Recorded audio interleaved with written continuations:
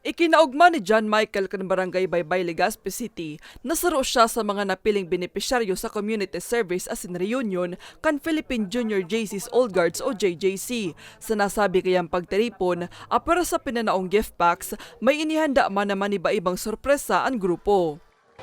Masaya po. Yung piso po, inano sa akin tenga. Siring ni John Michael, enjoy na enjoy man si Javin asin ang sa iyang lola sa ipiglatag ng mga pakawat sa aktibidad. Maugma po, salamat sa pagpili sa muya.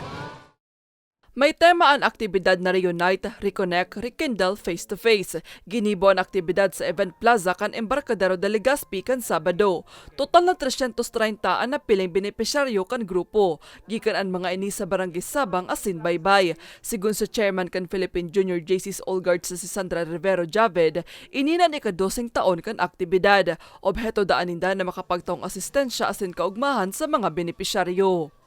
Kang nailing min medyo magayon sa response, ginibo mi na ining yearly. And today is the 12th annual Philippine Junior JC's Old Guards Reunion and Community Service. Naatasan si Legazpi City under my chairmanship. Ang pondo, gikanda mismo sa saindang sa diring bulsa. Kaming mga miyembro, nag-contribute kami para may gift-giving kami. So araw lang kaini, nagpapalaro sa mga aki. Kasi usually pigigay mo mi talaga ini first weekend of January. Parang may katas pa ba sa holiday.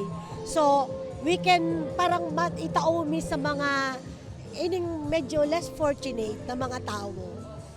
Inot na pigkondusira ng aktibidad sa Marikina. Nagkaigwa naman parehong community service sa Subic, Davao, Cebu, Cagayan de Oro, Tagaytay asin Bacoor. Sa masunod na taon, planong gibuon kan grupo ang sa indang community service sa Mindanao. Para sa mga baretang tatak, Bicol, Maria Lorenzana.